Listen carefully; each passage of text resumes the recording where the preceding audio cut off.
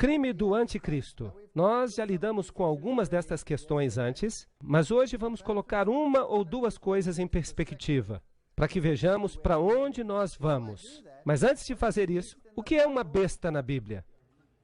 É uma entidade política? Nós também encontramos a besta no livro de Apocalipse. Nós a encontramos em Apocalipse capítulo 13.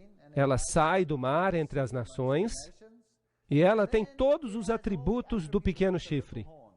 Todos os atributos do chifre pequeno. E nós vamos lidar com essa profecia em detalhes, eu acho que amanhã à noite. Amanhã à noite. E alguém me perguntou antes, os Estados Unidos estão na profecia? Bem, venham e assistam amanhã à noite. Nós vamos olhar o que a Bíblia diz e você vai decidir por si mesmo se os Estados Unidos estão ou não na profecia. Nós estamos vivendo numa época cheia de tempestades. Agora, se algo caminha como um pato, parece com um pato e faz quack como um pato, então provavelmente ele é um pato, certo? Então, se alguém tem os mesmos atributos do pequeno chifre de Daniel capítulo 7, então qual é a possibilidade que seja de fato o chifre pequeno de Daniel capítulo 7? Boa possibilidade, certo? Ok. Então, este poder sobre o qual vamos falar amanhã à noite, há muita coisa para a gente falar sobre ele. Não dá para falar só em uma noite. Bem, mas de qualquer forma, vamos observar este chifre pequeno, vamos ver alguns aspectos do que ele fez. O poder do chifre pequeno, em Daniel 7:25, nós vimos ontem à noite que ele tentou mudar os tempos e as leis. É claro que ele não pode mudar os tempos e a lei. Ele não pode mudar os tempos e ele não pode mudar a lei de Deus. Ele só acha que pode. Ele é pretensioso. Ninguém consegue alterar a lei de Deus. Ninguém faz isso e escapa. Vocês concordam?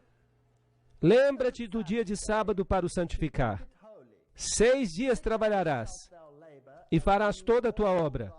Mas o 7º dia é o sábado do Senhor teu Deus. Nele não farás nenhuma obra. Tu, nem teu filho, nem tua filha, nem teu servo, nem tua serva, nem o teu gado, nem o teu estrangeiro, que está dentro das tuas portas. E há uma razão, pois em 6 dias o Senhor fez os céus e a terra. O que a teoria da evolução faz com este texto? Ela os joga num cesto de lixo.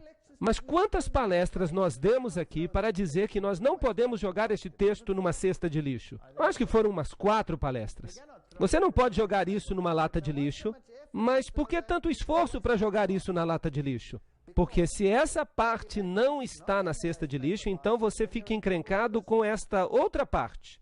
O mar e tudo que está nele. E ele descansou no 7º dia. Portanto, o Senhor abençoou o dia de sábado e o santificou. Êxodo 20:8-11.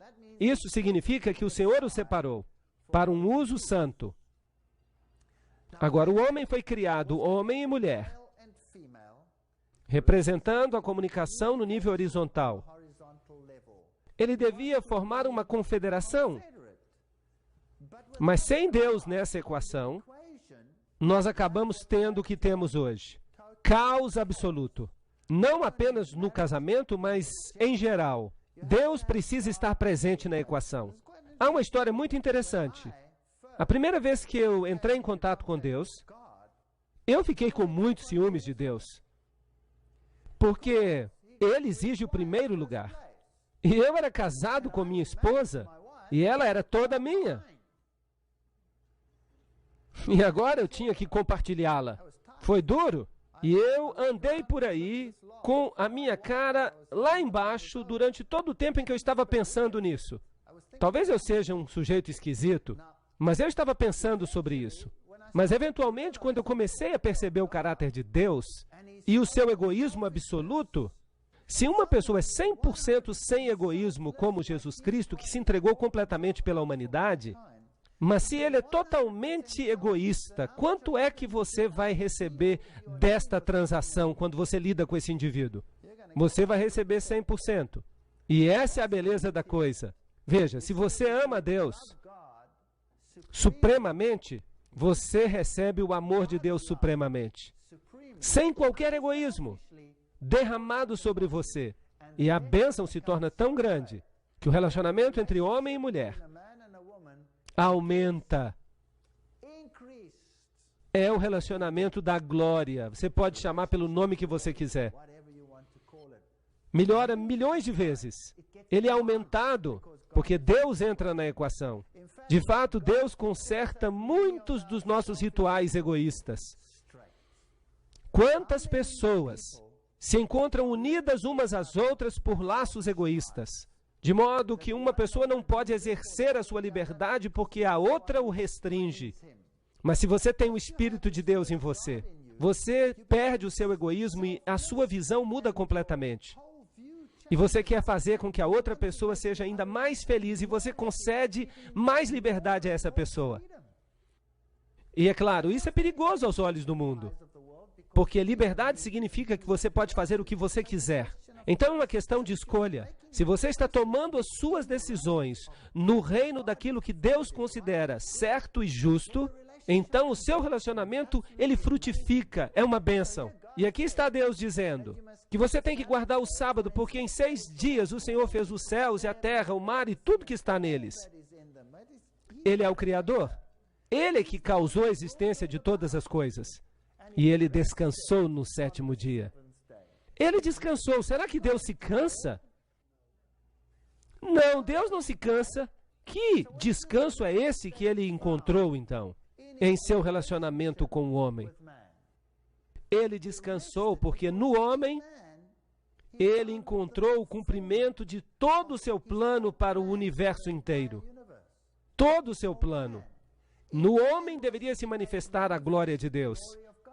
Ele criou o homem para a sua própria glória. É isso que a Bíblia diz. Em outras palavras, o homem deveria refletir ao universo a sabedoria de Deus. É um propósito nobre, muito nobre. São pensamentos maravilhosos. E aqui Deus observa essa nova criação dele e ele encontra descanso nessa criação. É como você quando está tendo um novo relacionamento. Você se encontrou com esta mulher dos seus sonhos, e se você é uma mulher, você encontrou este homem dos seus sonhos.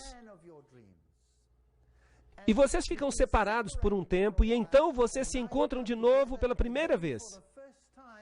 E vocês olham um para o outro e vocês se abraçam, e não há nada o que dizer, exceto,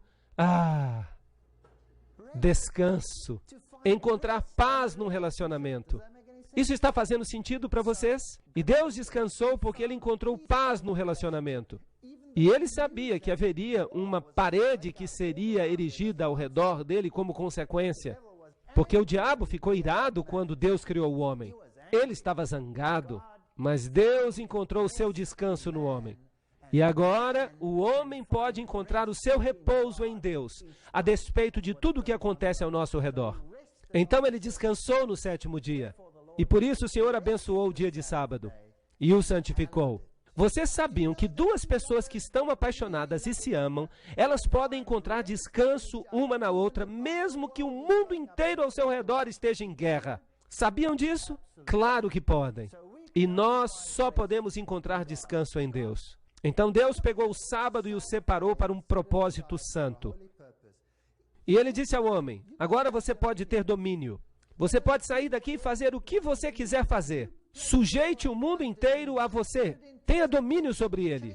Altere-o, modifique-o, faça o que você quiser com ele. Mas uma vez por semana, venha aqui para que nós tenhamos uma comunhão santa juntos. Nós podemos conversar todos os dias. Nós podemos caminhar juntos todos os dias. Mas vamos separar um dia. É disso que eu estou falando. Êxodo 20, capítulo 11, está escrito... Pois em 6 dias fez o Senhor os céus e a terra, o mar e tudo que há neles. E ele descansou.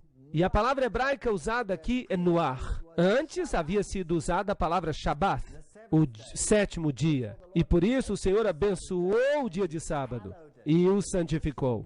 E se você procurar a palavra noar numa concordância hebraica, significa descansar, estabelecer-se. Significa fazer parte de uma confederação. É como eu já disse, significa estar juntos. Ter esta sensação que, uau, nós temos que estar juntos. Além disso, eu também lhes dei os meus sábados, para que sejam um sinal entre mim e eles, para que saibam que eu sou o Senhor que os santifica. Esta relação sagrada, esta capacidade de fazer o que é certo, a vontade de fazer o que é certo, vem de Deus. Então o Senhor lhes deu o sábado como sinal, para que eles saibam que o Senhor é Ele, o Senhor, que os santifica. Ezequiel, capítulo 20, versículos 12 e 20.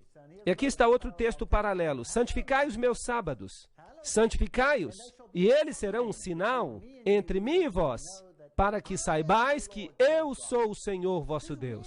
É estranho. Será que seria possível que outra pessoa fosse o Senhor vosso Deus? Sim ou não? Bem, os povos antigos, especialmente Israel, constantemente se desviavam e seguiam falsos deuses.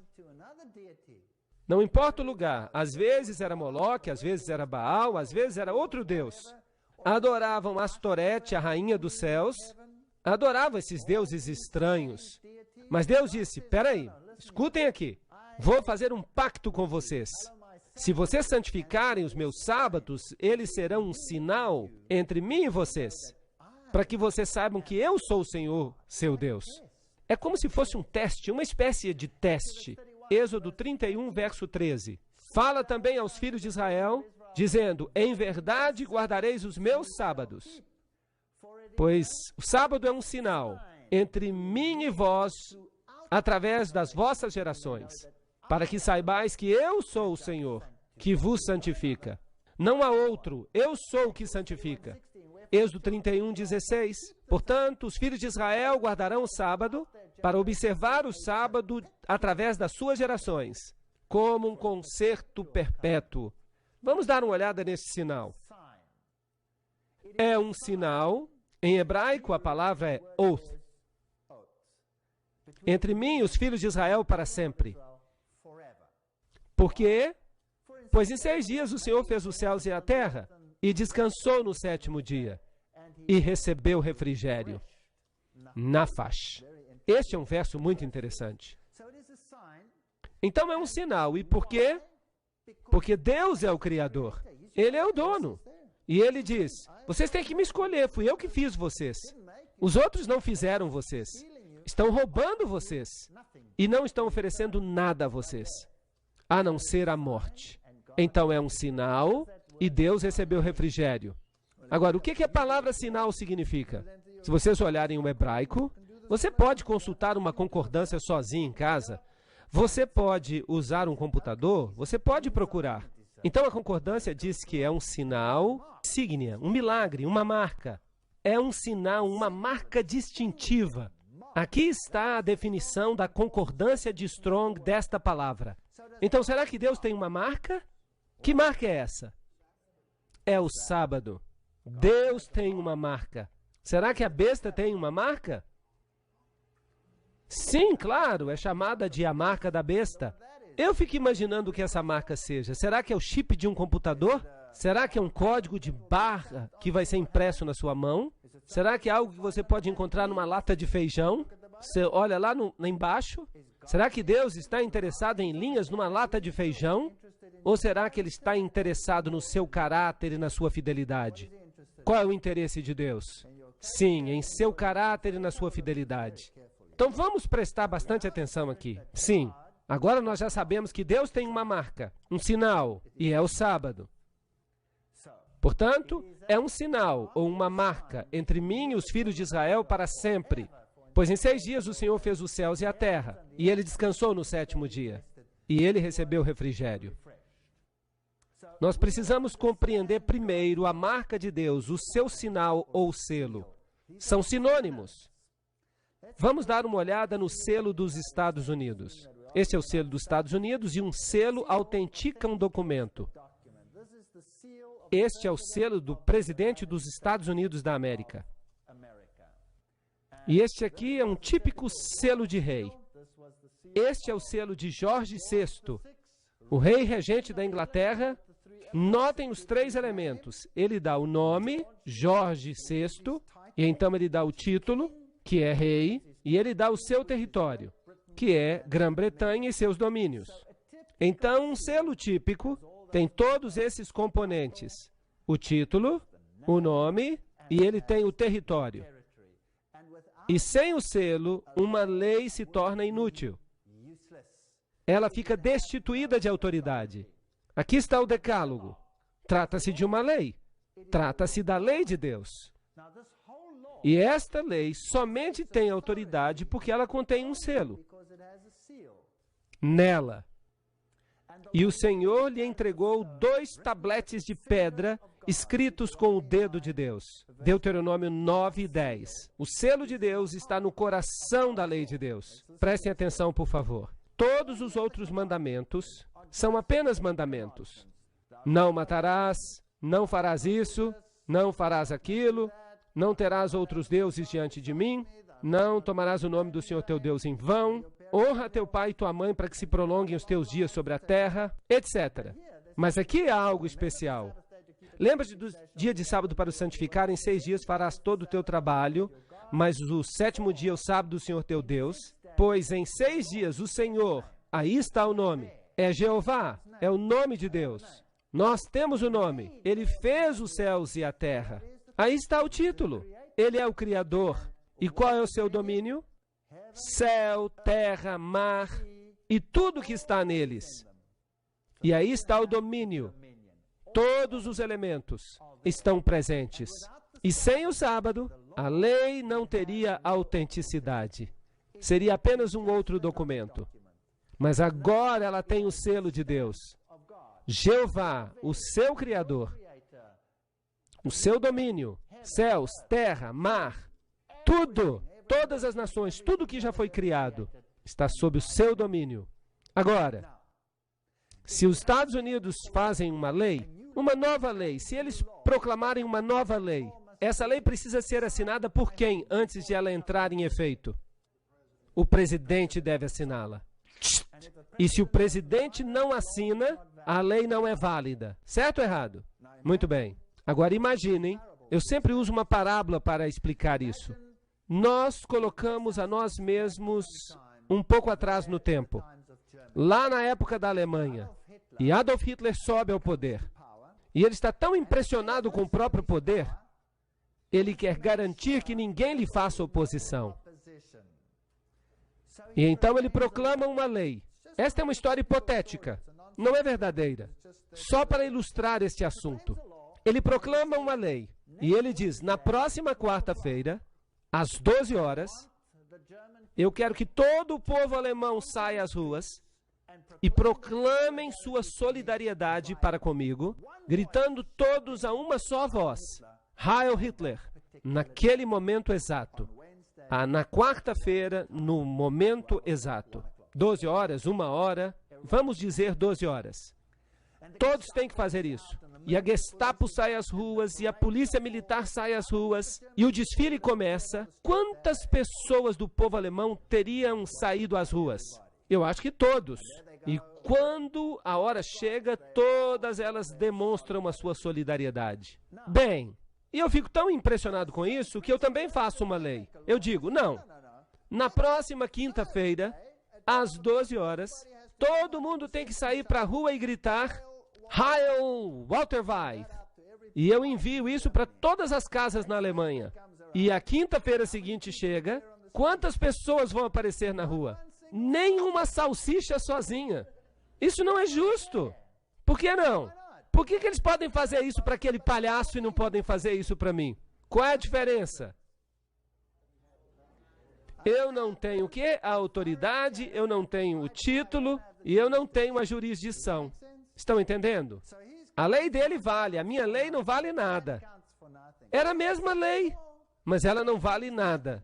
E Adolf Hitler ficou tão animado com a resposta positiva que ele recebeu, e é claro, isso nunca aconteceu, que ele decide escrever a mesma lei e ele decide enviá-la, vamos dizer, para a Rússia. E ele diz, na próxima quarta-feira, às 12 horas, eu quero que todos os russos saiam de casa e gritem a mesma coisa. Quantos russos sairiam à rua? Nenhum.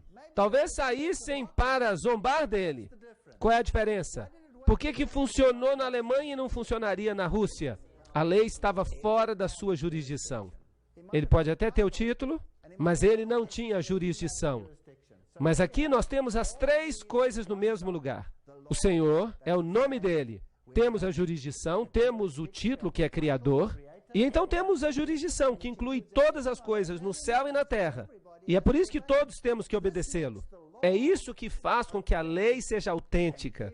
E isso dá poder para toda a lei. Sem o sábado, sem esta assinatura, a lei passa a ser apenas mais um documento com regras. Ela então não diz de onde ela veio e nem quem tem a autoridade. Então temos o Senhor, Criador, céu e terra. É isso que dá autenticidade à lei. Estão todos entendendo até aqui? Sem isto, a lei não é autêntica. Então o selo de Deus contém seu nome, seu título e seu território. Além disso, eu lhes dei os meus sábados para que sejam um sinal entre mim e eles, para que eles saibam que eu sou o Senhor que os santifica. Como é que eu mostro a Deus que eu estou disposto a obedecê-lo? Será que eu devo colocar então uma grande bandeira? Será que eu visto um tipo especial de roupas? Será que eu devo usar um chapéu especial? O que será que eu tenho que fazer? Será que eu só preciso obedecer a Ele e guardar aquele dia porque foi Ele quem ordenou? Não é este o maior sinal de todos? Fazer alguma coisa simplesmente porque esta é a ordem de Deus. Uau! Isso é ótimo! Mas e se outra pessoa aparecer e me disser, espere aí um minuto, espere um minuto, o que está acontecendo aqui? Quem você pensa que você é? Obedecendo aquele preceito e mostrando fidelidade àquele poder. Eu estou lhe dizendo, eu não quero que você obedeça a eles, eu quero que você obedeça a mim. E eu estou lhe dizendo, vamos mudar isso. Vamos ver quem é mesmo que tem autoridade na sua vida. É Deus ou sou eu? E eu estou lhe dizendo que você tem que obedecer a mim e não a Deus. Tem problema com isso? Você teria problema com isso. Eu uso uma outra parábola, uma parábola. Eu conto a história de, por exemplo, saibam que isso é uma hipótese. É uma boa parábola, eu sempre gosto de usá-la. Mas algumas pessoas pensam que isso de fato aconteceu, mas não aconteceu. É só uma parábola. Vamos presumir que eu estou casado com a minha esposa faz muitos anos e que eu tenho filhos. E então um dia, um palhaço aparece. Será que eu posso usar a palavra palhaço neste país? E ele consegue falar com a minha esposa e ela decide me deixar para ficar com ele. E ela então se muda para viver com ele. Casa-se com ele. E leva as crianças com ele. E eu fico devastado. Devastado. E ela está ali com esse outro rapaz. E eu não sei por que ela escolhe esse outro rapaz que parece uma couve-flor e usa dentes falsos. Mas ela vai com ele. E ela me deixa. Eu tenho certas regras na minha casa. Que as crianças deviam ir dormir na hora certa, que tinham que fazer o dever de casa, que tinham que ajudar na casa, que não deveriam assistir a filmes ruins na televisão, e que se saírem de casa tem que voltar antes de ser muito tarde. Regras assim, regras normais. E esse novo rapaz, ele diz para os meus filhos quando eles se mudam para viver com ele, nesta casa eu tenho uma autoridade. E eu quero que vocês façam algumas coisas na casa, eu quero que vocês não cheguem em casa tarde. E ele coloca as mesmas boas regras que eu tinha. Eu teria algum problema com essas regras que ele está impondo? Sim ou não? Eu não teria qualquer problema com essas regras. Mas vamos supor que ele tem uma regra extra. E ele diz para os meus filhos, escutem, eu tenho uma regra extra.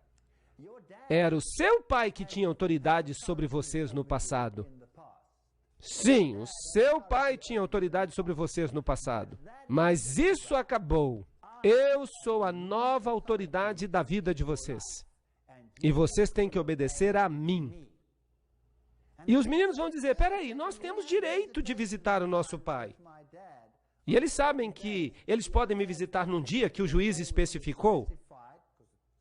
Mas esse rapaz fala, de jeito nenhum, vocês têm que ouvir a mim. Vocês não têm que obedecer mais o seu pai. Vocês acham que eu teria alguma dificuldade com esta nova regra? Claro! Eu o pegaria pelo nariz e eu faria uma plástica dele, girando o nariz dele 360 graus. Agora, por que essa nova regra me irrita?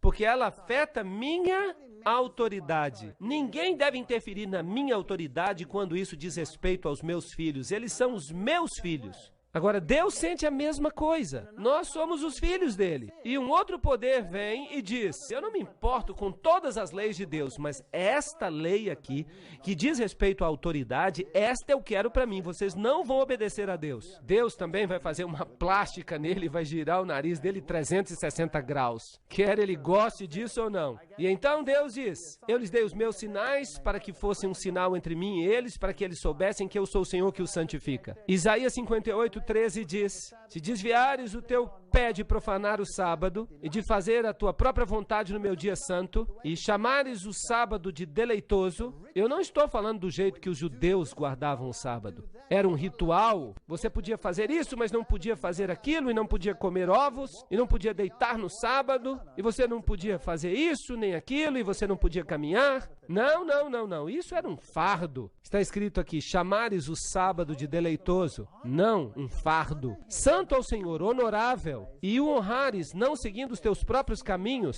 não buscando os teus próprios prazeres, não falando as tuas próprias palavras.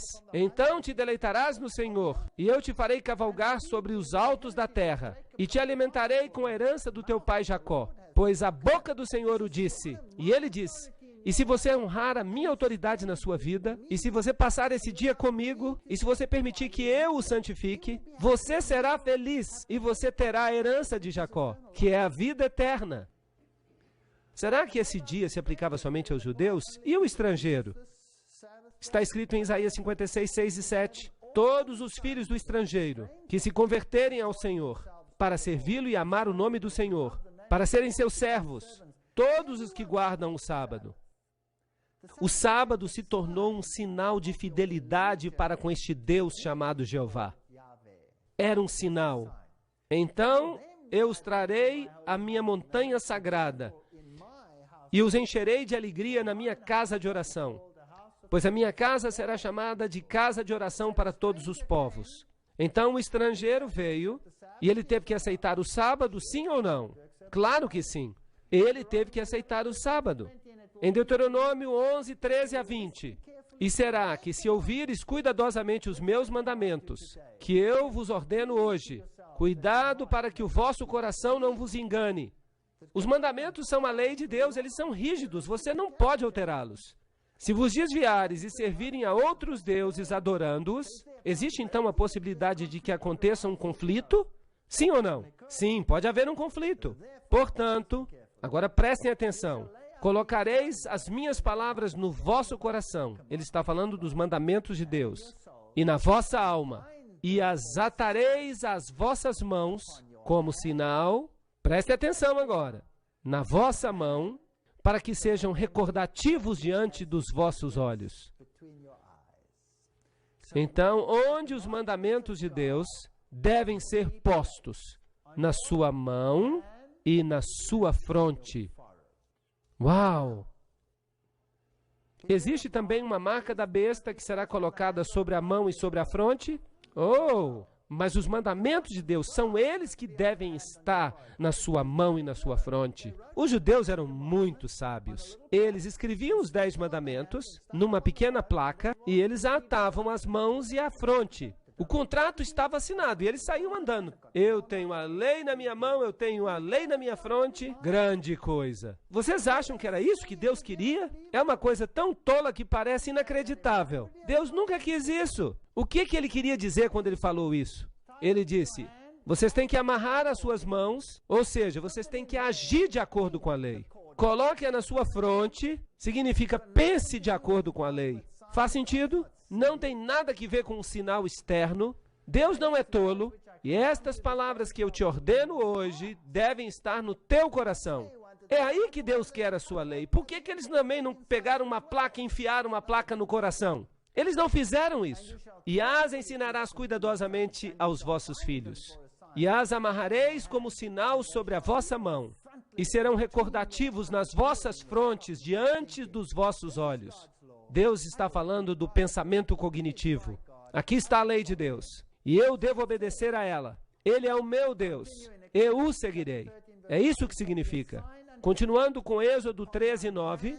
Será um sinal para ti sobre tua mão e um memorial entre os teus olhos. para que a lei de Deus esteja na tua boca. Está bem claro aqui.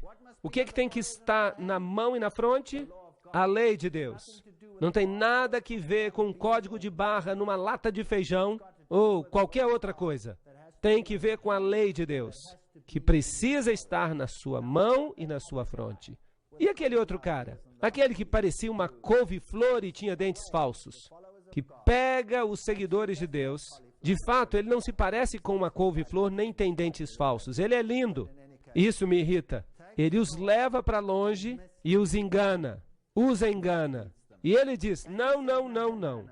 O meu sinal, a minha marca, na fronte ou na sua mão. Vamos dar uma olhada. Qual é o propósito, então, do sábado? Um dia de descanso, um dia de bênçãos, um dia de paz, um sinal, um memorial da criação, um símbolo da santificação, um dia santo e concerto perpétuo. Era isso que o sábado significava. Você se lembra de Marcos 2:27? O sábado foi feito para o homem, e não o homem para o sábado. Isso não destrói o sábado. Isso diz para você que o homem precisa do sábado. O homem precisa desta comunhão com esse Deus que ele precisa conhecer, para saber quem Deus é. O Deus a quem servimos é o Deus do sábado. É Ele o Deus a quem servimos. Se não, quem é Ele? Ele é o Deus da sexta-feira? Ele é o Deus do domingo? Ele é o Deus da quarta-feira? Ele é o Deus dos hindus? Ele é o Deus dos budistas? Ou dos shintos? Ele é esse ou aquele? Eu lhes digo uma coisa, Deus é o Deus do sábado. É bem simples, a Bíblia nos diz isso. Ó, que tu des ouvidos aos meus mandamentos, então que a tua paz seja como a de um rio, e que a tua justiça seja como as ondas do mar. Isaías 48:18. Você saberia exatamente onde você está. Deuteronômio 5:29. Ó, que houvesse tal coração neles, que eles me temessem e guardassem os meus mandamentos. 9 deles ou todos eles? Todos os meus mandamentos, sempre, para que pudesse ser bem com eles e com seus filhos para todo sempre. Bem, tendo estabelecido isso, por que então guardamos o domingo? Por que nós não guardamos o sábado? Por que o mundo cristão guarda o domingo? O domingo. Vamos perguntar ao Dicionário Internacional Webster. Alguns dos novos dicionários, eles são espertos. Você tem que ter cuidado. Mas nos velhos dias, eles davam a seguinte definição. Esse dia era chamado no passado assim porque ele havia sido dedicado ao sol ou à sua adoração. A enciclopédia Schaffhauser diz, o domingo, dies solis, do calendário romano, dia do sol, sendo dedicado ao sol, o primeiro dia da semana. Os novos dicionários Oxford dirão, domingo, o dia depois do sábado. Isso é patético. Isso não é mais uma definição. Essa é uma definição em termos de outra definição. Ela não significa nada mais. Mas aí está. É isso que é. É o dia do sol. É o dies solis do calendário romano. É o dia do sol. E é o primeiro dia da semana. O sábado é uma palavra hebraica que significa descanso.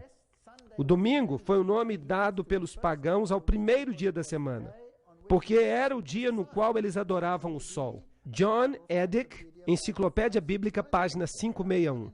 Você pode conferir isso. Está tudo lá. As referências estão lá. Pegue um dicionário comum e veja o que ele diz. Portanto, o sábado não é o domingo. Ele é o sábado. O domingo é o primeiro dia da semana, mas o mundo cristão guarda o domingo. Vejam esta fotocópia aqui.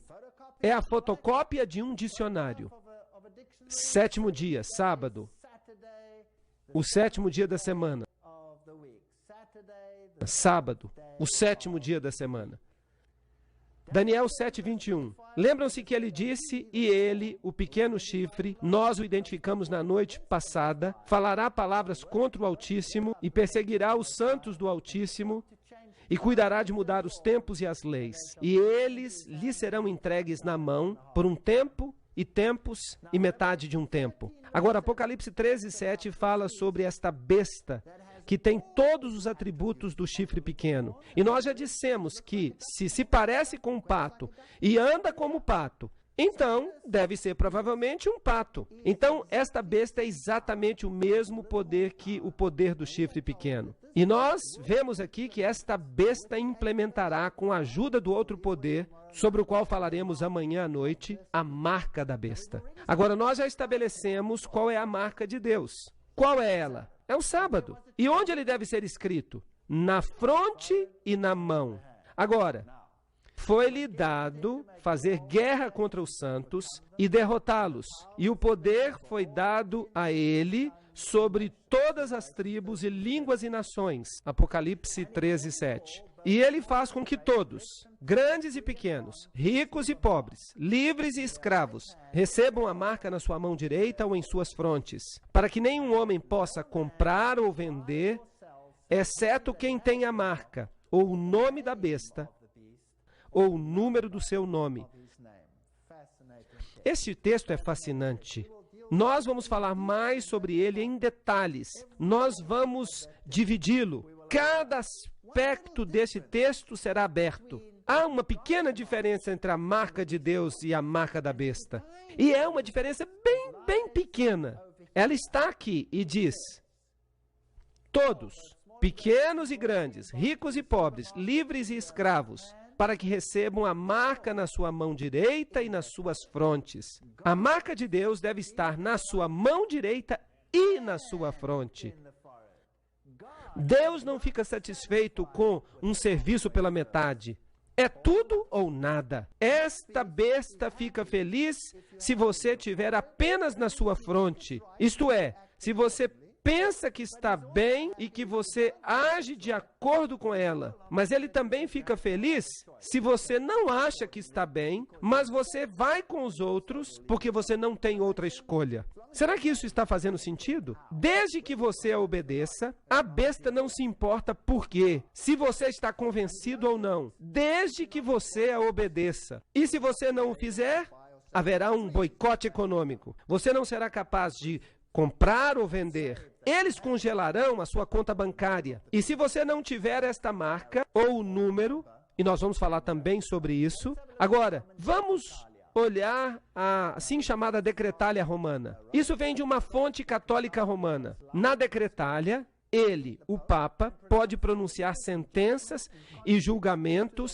em contrário aos direitos das nações, à lei de Deus e ao homem. Ele é um homem muito poderoso. Ele pode se libertar dos mandamentos dos apóstolos, sendo seu superior, e das regras do Velho Testamento.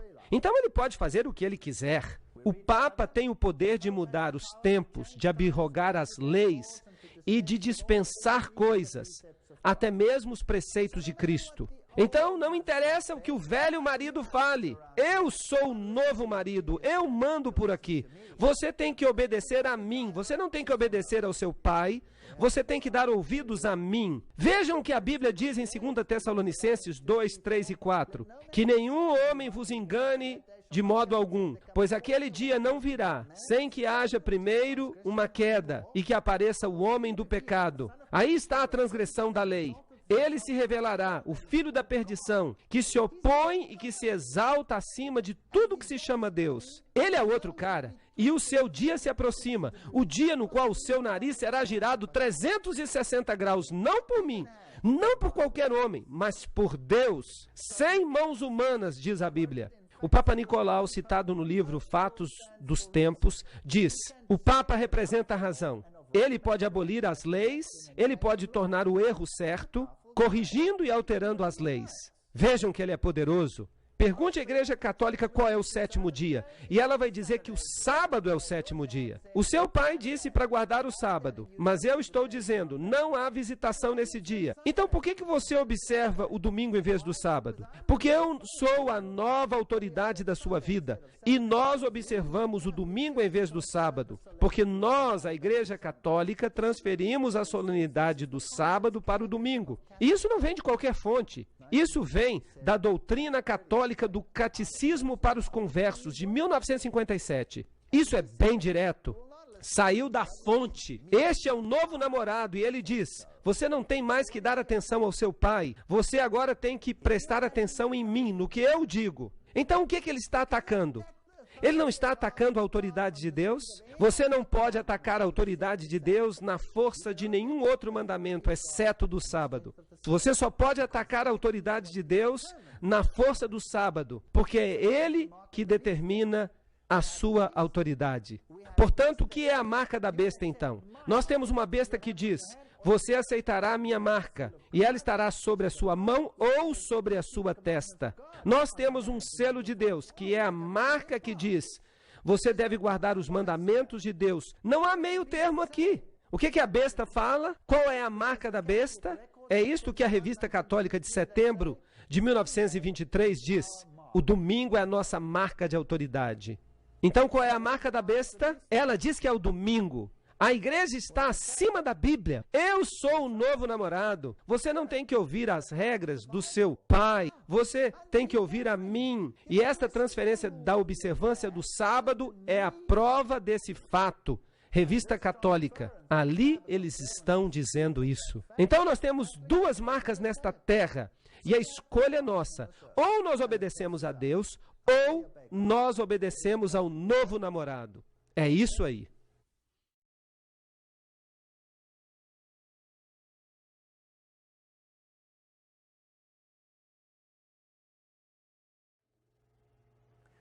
Então, Satanás atacou o sábado porque ele é o selo de Deus. Ele afeta a autoridade de Deus. Aqui está uma outra citação do Mundo Católico de março de 1894. Ela tomou o domingo pagão e tornou o domingo cristão. E então, o domingo pagão, que era dedicado a Balder, e Balder é o mesmo Baal, se tornou o domingo cristão, sagrado para Jesus. Interessante.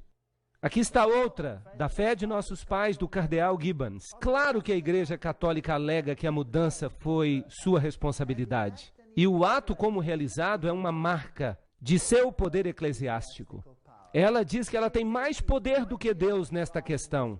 Não me interessa que leis Deus tenha feito, você vai me dar ouvidos. Isso é que eu chamo de arrogância. A Bíblia diz: lembra-te do dia de sábado para o santificar, mas a Igreja Católica diz não. Está aí bem claro. Quem está falando é o padre Enright, escrevendo no Sentinela Americano. É um porta-voz da Igreja Católica. Ele diz que a Bíblia fala isso, mas que a Igreja Católica diz não.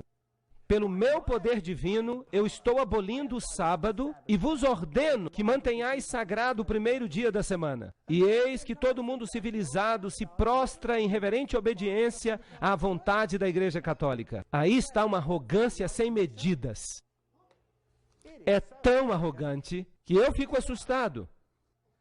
Pelo meu poder divino, se eles têm poder divino, então deve ser um poder divino diferente do poder divino de Deus. Há um Deus sobre a terra que se senta no templo de Deus, alegando ser Deus. Então pode-se servir a dois senhores.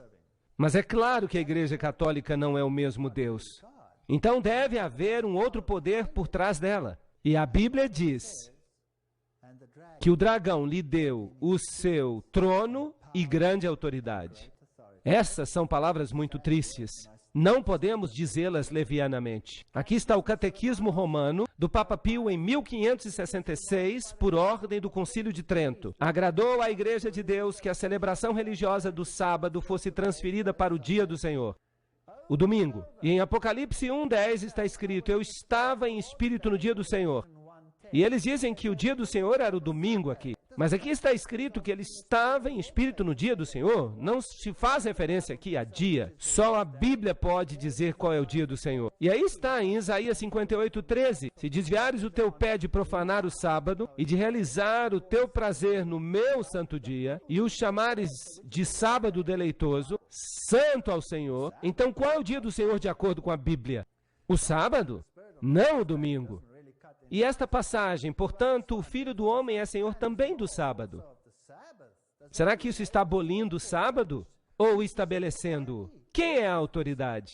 Por falar nisso, quem criou este mundo? Foi o Pai ou foi por intermédio do Filho? Foi por intermédio do Filho. Vocês vão ver. João capítulo 1. No princípio era o Verbo, e o Verbo estava com Deus, e o Verbo era Deus. Tudo que foi criado neste mundo foi criado por intermédio dele e para ele, por sua palavra. Portanto, Jesus é o Senhor do sábado. Imprensa Católica, de Sydney, em 25 de agosto de 1900. O domingo é uma instituição católica e as alegações quanto à sua observância só podem ser defendidas com os princípios católicos. Do início ao fim das Escrituras, não há uma única passagem que garante a transferência da adoração pública semanal do último dia da semana para o primeiro. Eles são tão diretos com respeito a isto. Você pode ler a Bíblia de Gênesis a Apocalipse, você não vai encontrar uma única linha autorizando a santificação do domingo. As Escrituras propõem a observância religiosa do sábado. James Cardinal Gibbons. A fé de nossos pais. A Igreja Católica está jogando a isca e dizendo: aí, pegue ou deixe, a escolha é sua. O sábado cristão é, portanto, até este dia, o reconhecimento da Igreja Católica como esposa do Espírito Santo, sem uma palavra de discordância do mundo protestante. Eles estão dizendo para os protestantes: se vocês são protestantes, por que vocês nos obedecem? Vocês estão nos obedecendo, quer gostem ou não. Aqui está o chanceler da Arquidiocese de Baltimore respondendo ao cardeal numa carta datada de 1920. Se os protestantes quisessem seguir a Bíblia, eles deveriam adorar a Deus no dia de sábado. Ao guardar o domingo, eles estão seguindo uma lei da Igreja Católica. Aqui está a Igreja Católica falando.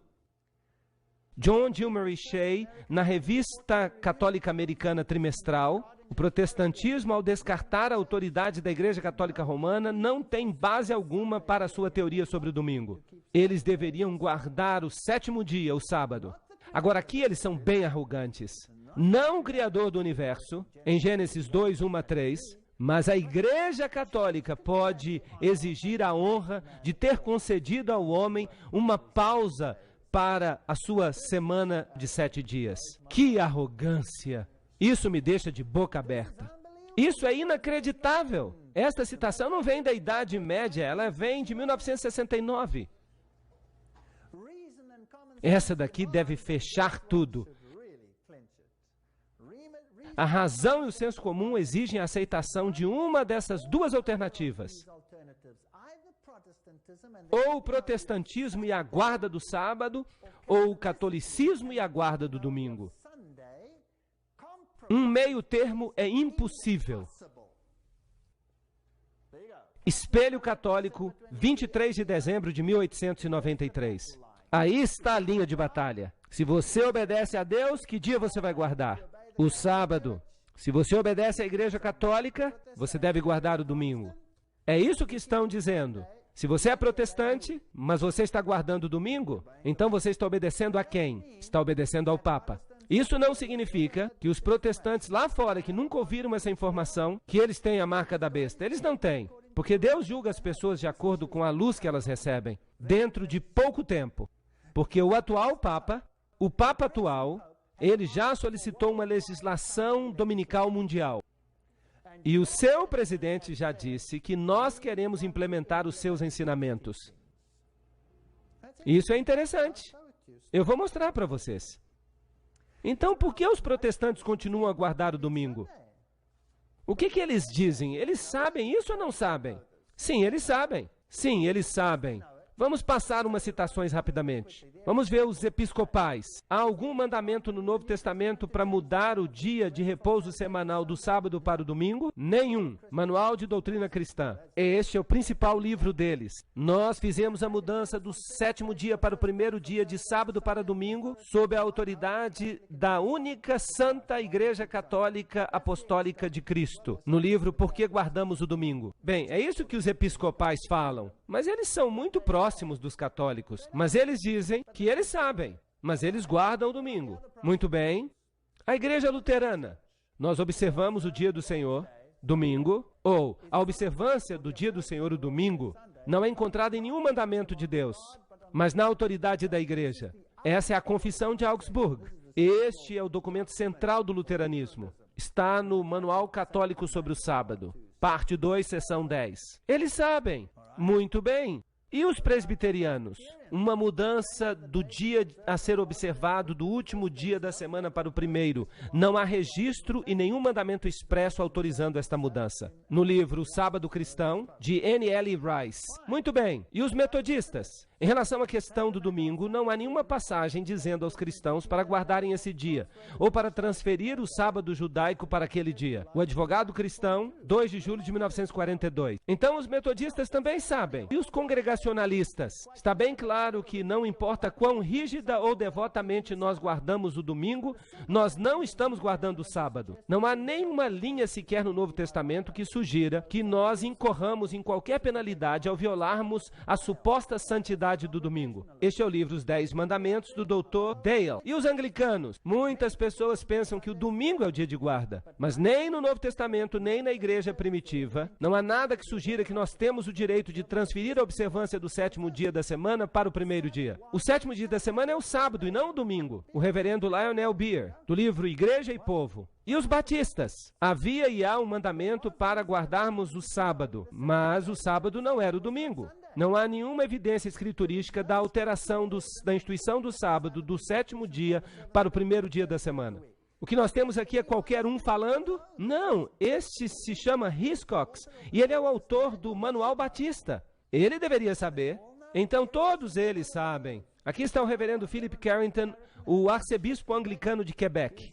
Ele provocou os clérigos locais ao dizer bem abertamente que não há nada que apoie a guarda do domingo. Ele falou abertamente nessa cidade de forte presença protestante que a tradição, e não a Bíblia, fez com que o domingo fosse o dia de adoração. A estrela diária de Toronto. Então, foi a tradição introduzida por Roma. Agora, o que o Senhor fala a respeito da tradição? Quase todas as igrejas ao redor do mundo celebram os mistérios sagrados, a ceia do Senhor, no sábado toda semana. Os cristãos de Alexandria e de Roma, por causa de uma tradição antiga, deixaram de fazer isso. Livro História Eclesiástica. Agora lembrem-se que Alexandria foi o local onde as doutrinas pagãs foram introduzidas.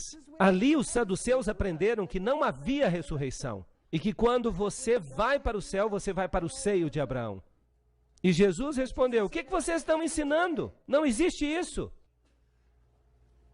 Então, Alexandria e Roma são as sedes do paganismo.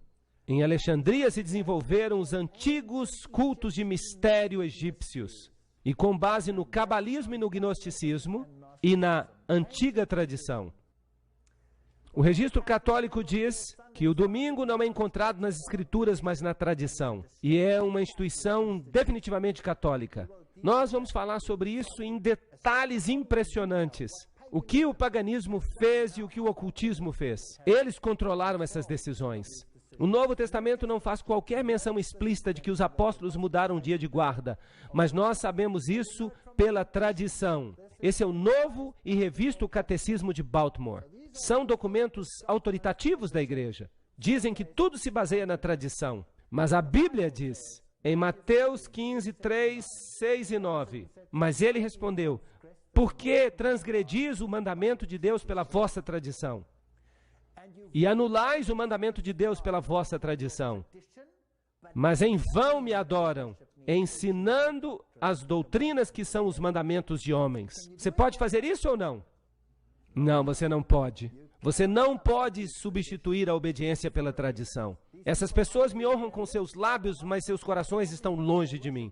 Adoram-me em vão. Seus ensinamentos são regras ensinadas pelos homens. E ele lhes disse: colocais de lado os mandamentos de Deus para observar as vossas próprias tradições. Marcos 7, 7 a 9. Então a Bíblia diz uma coisa, Roma diz outra, e aqui temos a base de um conflito. E essa base de conflito, ela vai florescer como um cogumelo. E isso vai ser deflagrado dentro de pouco tempo, em breve. A autoridade da igreja não pode, portanto, ser limitada pela autoridade das Escrituras. Porque a igreja tinha mudado o sábado para o domingo.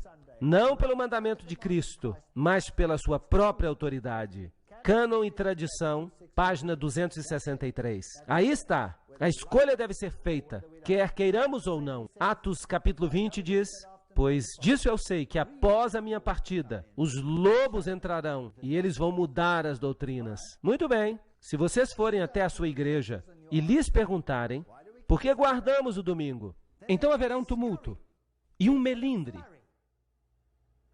E eles vão tentar trazer algumas passagens da Bíblia. Embora todos os seus escritores autoritativos já tenham dito que não há base bíblica para a mudança.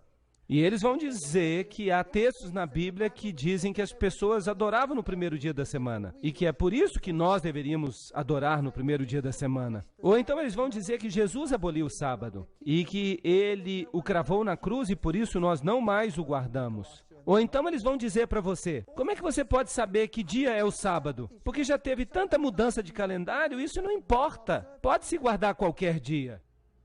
Mas qual foi o dia que Deus pediu que nós guardássemos? O sábado? Imagine que você tem um encontro com a sua namorada. Uma namorada que você não vê há muito tempo. E ela diz, quarta-feira de manhã às 7 da manhã. Esse é o horário que eu vou chegar. Por favor, me pegue na rodoviária. E você diz, tá bom, tá certo. Eu vou na quinta. Você acha que ela vai ficar feliz? Eu duvido. Muito bem. Muito obrigado. O primeiro dia da semana. Vamos olhar esses textos, porque eles são usados para defender a guarda do domingo. O primeiro texto vem de Mateus 28:1. Está escrito, há 8 textos a respeito do primeiro dia da semana. E o primeiro diz, no fim do sábado, quando começou o primeiro dia da semana, vieram Maria Madalena e a outra Maria ver o sepulcro. Aí está. Há alguma coisa aqui sobre a mudança do sábado, sim ou não? É uma declaração meramente histórica. A Bíblia com o inglês atual diz que o sábado tinha passado e que já amanhecia o domingo, quando Maria, etc, etc. É uma declaração meramente factual. Não há nada nesta passagem. Em Lucas 23, 54 a 56, nos informa que essas mulheres guardavam o sábado.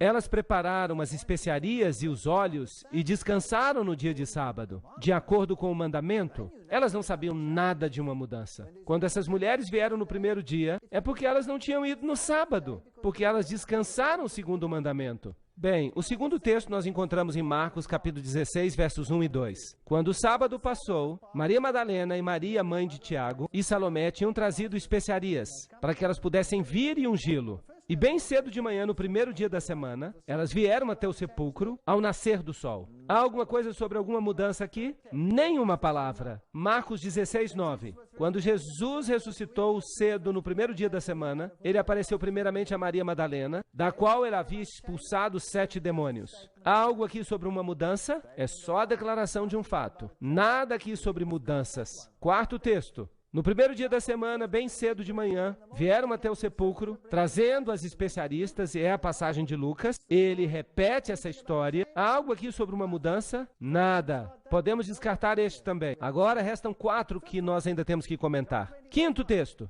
João 20, versículo 1. No primeiro dia da semana, vem Maria Madalena cedo, quando ainda era escuro, até o sepulcro para ver se a pedra tinha sido rolada do sepulcro. Há algo aqui? Nada.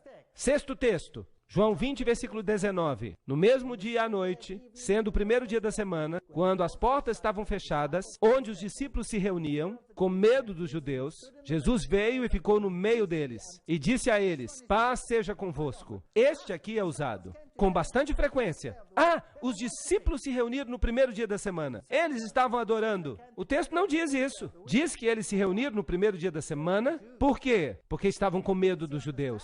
Bem, no sábado eles sabiam que eles estavam relativamente seguros, porque nenhum judeu faria algo no sábado.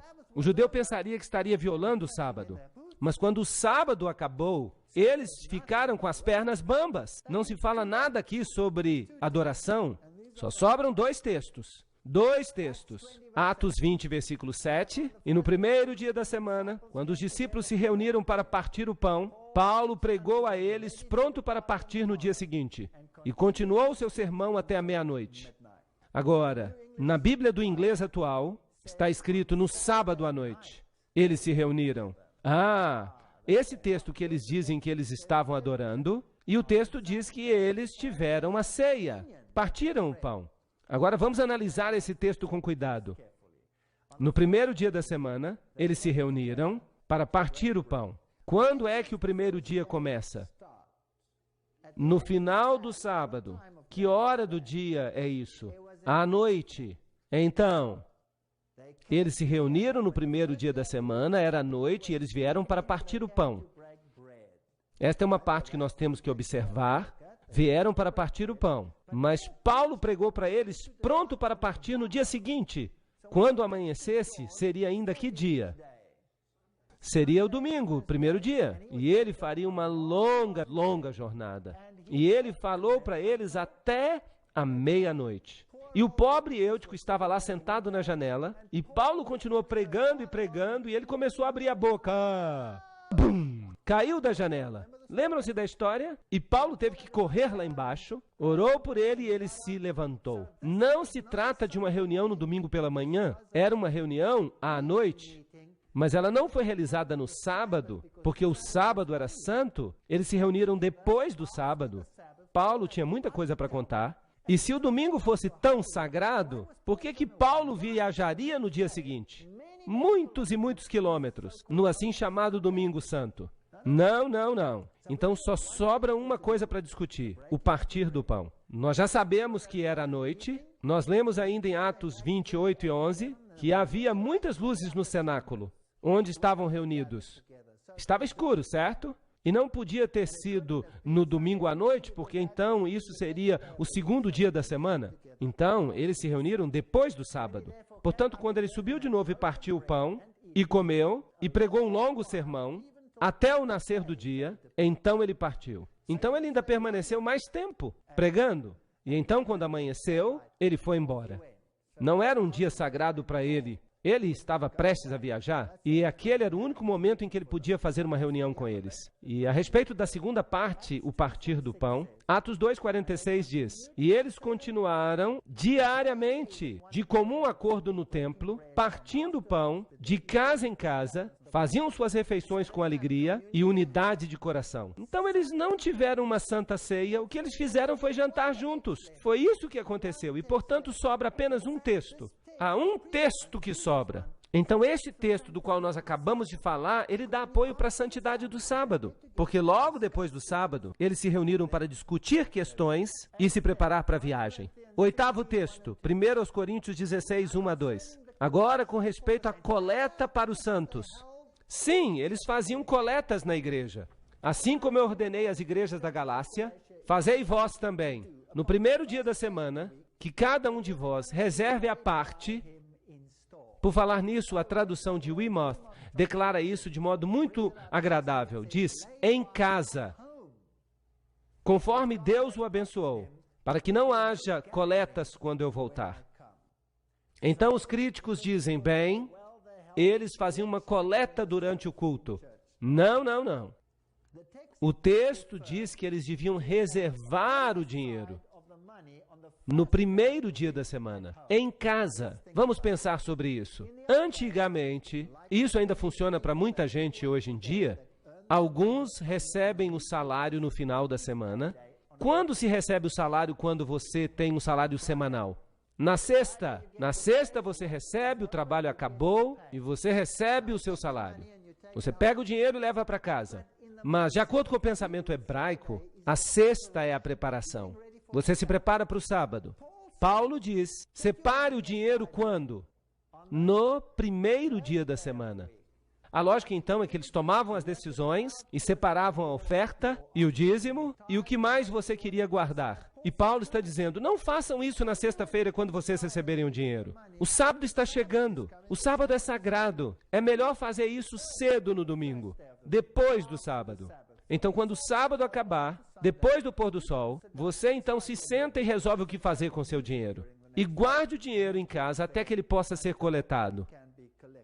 Isso ajuda a confirmar a guarda do domingo ou a guarda do sábado? Este texto. Ele defende a guarda do sábado. O sábado é tão sagrado que eles faziam isso no primeiro dia da semana.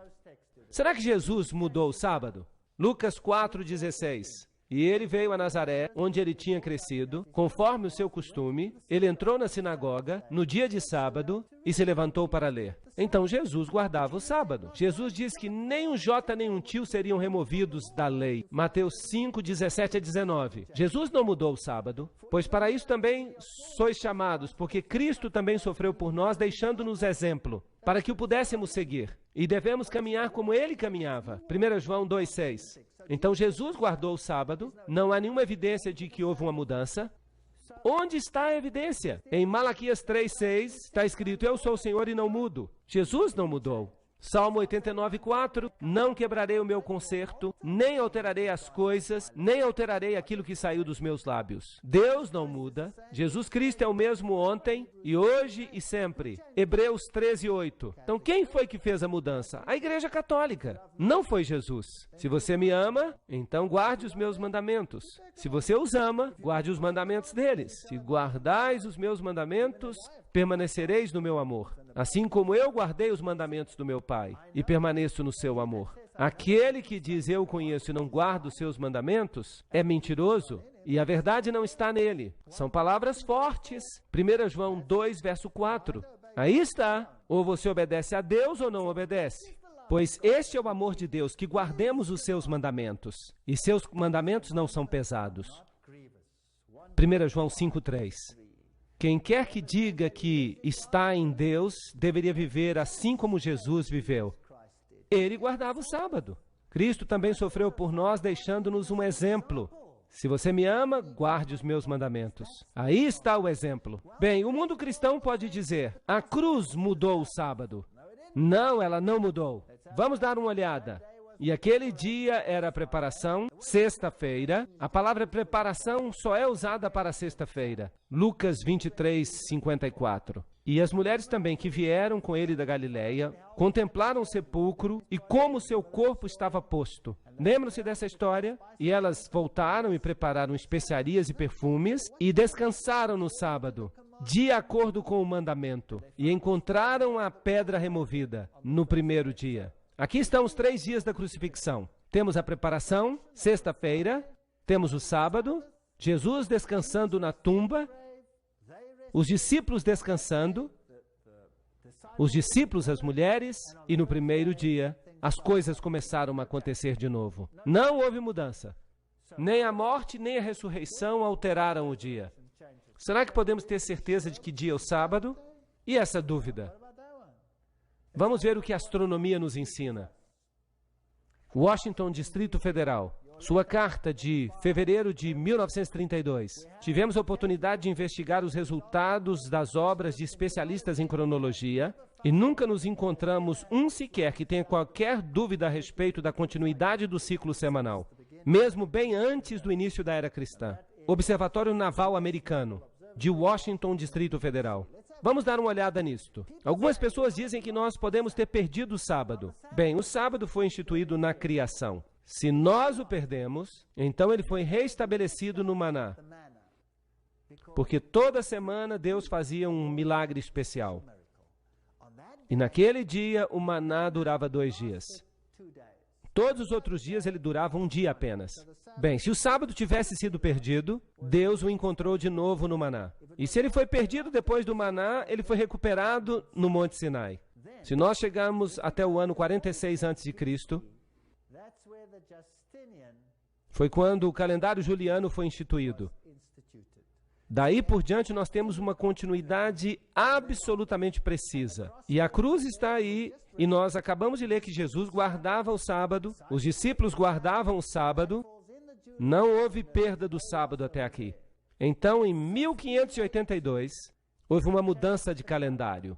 E nós então adotamos o calendário gregoriano. Puxa vida, isso é ótimo, eu estou animado. Porque o calendário gregoriano se refere a quem? Ao Papa Gregório. E o Papa Gregório decidiu mudar os tempos. Por quê? Porque havia uma coisa que o incomodava. Mas ele não mudou o sábado. Nem tocou nele. Nós estávamos em outubro, de 1, 2, 3, 4 para 15 de outubro. Nós pulamos alguns dias aqui, mas o ciclo semanal não foi afetado, de modo algum. Então o sábado continua intacto. Ele nunca foi perdido. Por falar nisso, por que o Papa quis mudar o calendário?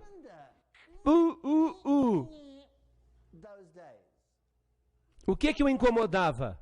Por que ele mudou os tempos? Eu lhes digo que o incomodava. O que o incomodava é que a Páscoa cristã, o festival cristão, não estava 100% alinhado com a festa pagã de Ishtar, que em inglês se chama Easter, até os dias de hoje. E ele queria modificar o calendário com respeito àqueles dias, para que o mundo pudesse guardar todas as festas pagãs, em vez de reconhecer aquilo que estava de fato na Bíblia. Vocês sabiam que houve uma guerra em consequência disso? Os ingleses disseram, de jeito algum, nós não vamos concordar com isso. Houve uma guerra como consequência, e eles foram forçados, porque nós vamos guardar os festivais pagãos, nós não vamos obedecer à Bíblia. Esse povo é muito arrogante. Nem um dia foi perdido. A mudança de data do 4 para o 15 não afetou o ciclo semanal. Qual é o dia que os judeus guardam hoje? O sábado, o mesmo que sempre. Mateus 24, 20. Orai para que a vossa fuga não se dê no inverno, nem no sábado. Jesus está dizendo que no ano 70 depois de Cristo, quando vierem destruir Jerusalém, orem para que vocês não tenham que fugir no sábado. Ele previu então que o sábado continuaria sendo guardado até aquela época. Um último texto. Sacudam a cabeça, acordem. E Colossenses 2,16. Eles usam este aqui toda vez. Que ninguém vos julgue quanto a alimento ou bebida, ou com respeito a qualquer dia santo, ou lua nova, ou dia de sábado. Aí está a tradução da King James Version. Que ninguém julgue vocês com respeito ao sábado. De fato, está dias de sábado. E se referem aos sábados cerimoniais. O dia de sábado se refere ao 7º dia da semana. O sábado. Que ninguém julgue vocês com respeito a carne ou bebida, ou com respeito a dia de festa, ou lua nova, ou sábado. Aí está a versão padrão americana. Muito bem. Qual dos mandamentos tem que ver com comida e bebida? E lua nova, e todas essas coisas? Algum mandamento? Que lei tem que ver com comida, bebida, lua nova e coisas assim? A lei cerimonial. Anulando a escrita de ordenanças que eram contra nós, que eram contrárias a nós, removeu-as do caminho, pregando-as na cruz. Portanto, que ninguém vos julgue. Então eles dizem que Jesus pregou o sábado na cruz. Não, Jesus nunca pregou o sábado na cruz. Ele pregou duas coisas na cruz. Toda a lei cerimonial foi pregada na cruz, porque Jesus se tornou o cumprimento da lei. E a condenação da lei também foi pregada na cruz. Mas não a lei. Como eu sei disso? Porque está escrito aqui que essas leis, a escrita das ordenanças, que era contra nós, e apenas os escritos de Moisés, a lei cerimonial, deveriam ser postos num livro e colocados ao lado da arca como testemunho, diz o Velho Testamento, contra nós. Uma sombra das coisas que viriam. Mas o corpo, a substância delas, é Cristo. Colossenses 2,17. Vamos fazer uma breve recapitulação. O sábado semanal foi instituído no Éden, certo? Muito bem. E ele aponta para a criação. Existia antes do pecado. Aí está, apontando para a criação. Santificai os sábados, guardai os sábados, porque em 6 dias o Senhor fez os céus, a terra, o mar e tudo que nelas há. Ele nos lembra de onde nós vimos os sábados de sombra. Em outras palavras, a festa dos pães asmos, a Páscoa, a festa das ofertas mexidas, as primícias, todos esses sábados especiais. Eles podiam acontecer em qualquer dia. Eles apontavam para o ministério de Jesus, eles apontavam para a frente, para Cristo. Os sábados cerimoniais se conectavam com o serviço do santuário, um serviço de sombra, e apontavam adiante para a redenção. Quando Colossenses diz que o sábado era uma sombra de coisas vindouras, para quem que ele apontava? Para Cristo, sua substância sendo Cristo. Então, quando Cristo morreu, ele pregou a lei cerimonial na cruz. Nós não temos que guardar esses sábados especiais. Nós não temos que guardá-los. Ou seguir os rituais da Páscoa, porque se referiam a comida e bebida, e a especificação de quanto do cordeiro deveria ser comido, e questões assim. Essas leis falam de cerimônias, mas o sábado tem que ver com a criação e os 10 mandamentos. Bem, esses são os únicos textos que são usados contra o sábado. Será que os discípulos mudaram o sábado? E Paulo, segundo seu costume, foi até eles e por 3 sábados arrazoou com eles com as Escrituras, falando aos judeus. E então está escrito, e ele arrazoava na sinagoga todo sábado com os judeus e com os gregos. E quando os judeus saíram da sinagoga, os gentios suplicaram que essas palavras fossem pregadas a eles no sábado seguinte.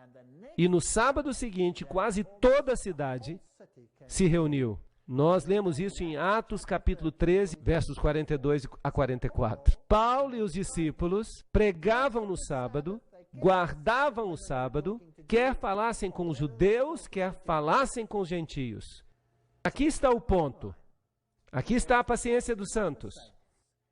Aqui estão aqueles que guardam os mandamentos de Deus. Quantos deles? Todos os 10. E a fé de Jesus. Apocalipse 14, 12. Colocarei as minhas leis em sua mente e as escreverei no seu coração. Uma citação de Hebreus 8:10. Aqui está o novo concerto. O novo concerto constitui em tomar a lei de Deus e colocá-la no coração, colocá-la na mente, na mão e na testa. Agir de acordo, pensar de acordo, obedecer a Deus. A Igreja Católica diz não. Por minha autoridade divina, você vai me obedecer. E não a eles. Mas a Bíblia diz em Apocalipse capítulo 22, 14, no Novo Testamento, bem-aventurados aqueles que guardam os seus mandamentos, para que tenham o direito à árvore da vida. Aham! A obediência vai ser um teste. E possam penetrar nos portões da cidade. E então, se você é obediente, nós, de acordo com a sua promessa, aguardamos novos céus e uma nova terra, onde habita a justiça. 2 Pedro 3,13. Ninguém ainda tem a marca da besta. Ninguém tem a marca da besta agora. Mas quando essa lei for estabelecida, isso vai acontecer, porque o Papa já pediu isso. E não pensem que os países islâmicos ou os países judaicos serão excluídos. O Papa já pediu isso, e todos vão guardá-lo. Quando essa lei chegar, então a decisão será tomada. E você escolhe ou aquele que se parece uma couve-flor e tem dentes falsos, ou você escolhe o Senhor. Um dos dois. A Bíblia diz, pois como os novos céus e a nova terra que eu farei permanecerão diante de mim, diz o Senhor, assim a sua semente e o seu nome permanecerão. E acontecerá que de uma lua nova a outra e de um sábado a outro, toda carne virá adorar diante de mim, diz o Senhor. Isaías 66, 22 a 23. Aí está o novo mundo.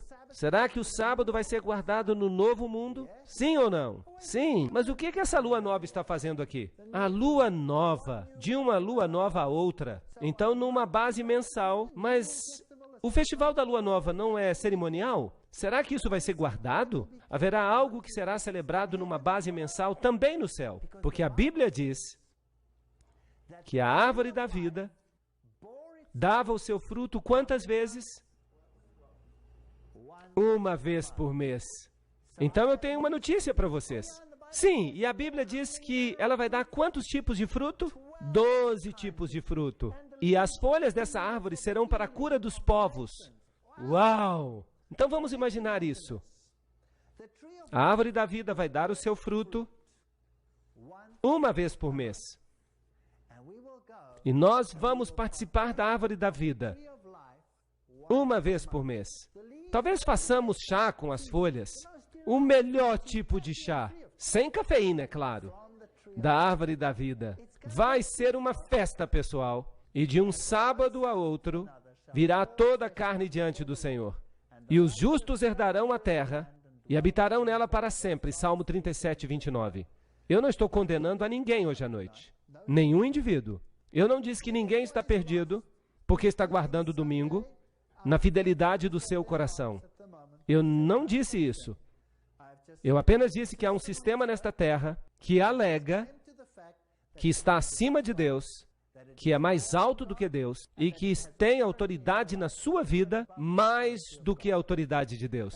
E que muito em breve este teste chegará a um ponto quando essa autoridade será testada e a sua fidelidade estará em questão. E pedirão então a você que escolha um ou outro.